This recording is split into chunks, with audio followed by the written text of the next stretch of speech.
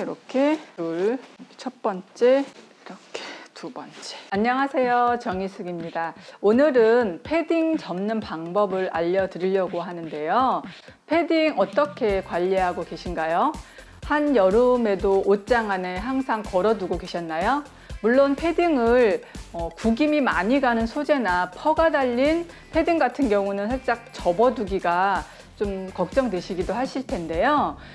아주 고가의 패딩이 아니라면요, 제가 알려드리는 접는 방법으로 한번 접어보셨으면 합니다.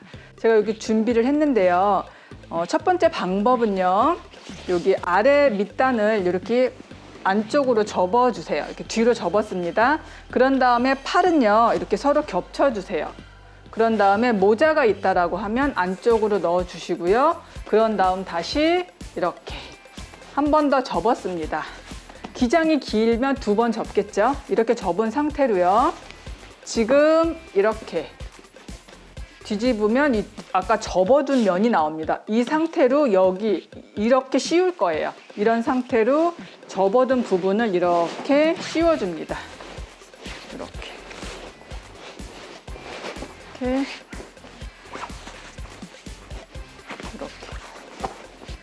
지금 이렇게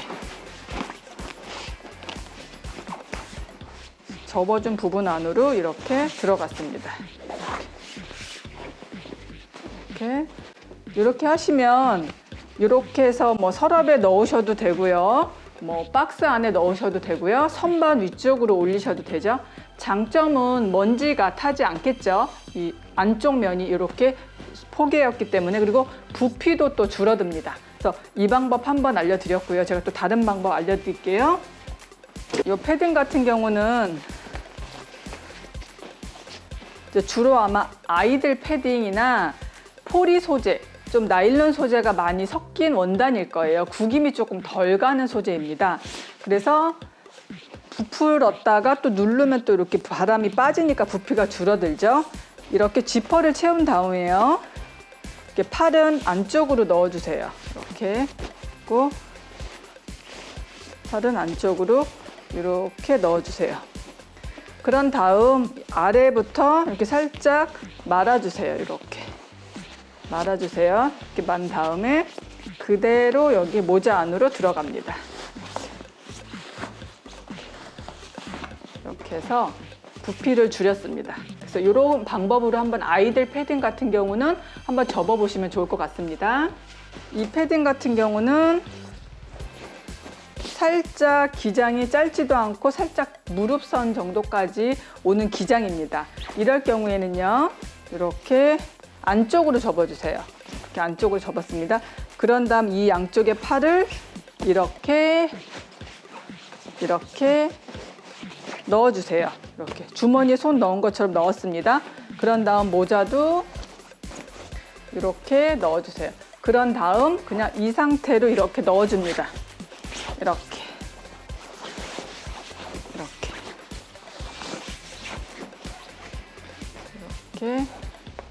이렇게 완성입니다. 이런 상태로 마찬가지입니다. 뭐 박스나 뭐 서랍 안이나 선반 위쪽으로 이렇게 올려서 보관하시면 좋습니다. 그리고 마지막 방법 알려드릴게요. 조금 긴 패딩입니다. 롱 패딩이에요. 롱 패딩은 기장이 좀 길어서 부피가 좀 더 크죠. 이럴 경우에는 아랫단을 이렇게 이 정도 접어주세요. 이렇게 접어주세요. 그래서 소매는 이렇게 서로 이렇게 겹쳐주세요. 그리고 모자도 이렇게 안쪽으로 넣어주세요. 그런 다음 이렇게 왔습니다. 이렇게 지금 이렇게 왔습니다. 이런 다음에요, 지금 이 접어둔 부분이 이렇게 생겼어요. 이렇게 이 부분이 여기 안에를 이렇게 감쌀 거예요. 이렇게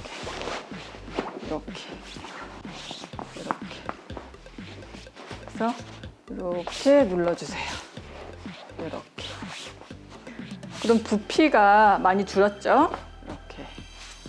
지금 이제 마지막 정리 방법. 한번 볼게요. 이렇게 첫 번째, 이렇게 두 번째, 이렇게. 제가 4가지 방법 정도를 알려드렸어요. 패딩이 뭐 각자 가지고 계신 두께나 길이나 좀 다를 거예요.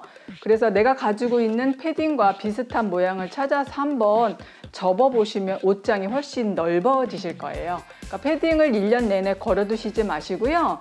여름이나 날씨가 더울 때 초가을까지는 접어서 보관하셔도 되니까 이렇게 접는 방법 활용해서 접어서 보관 한번 해보세요. 네, 감사합니다.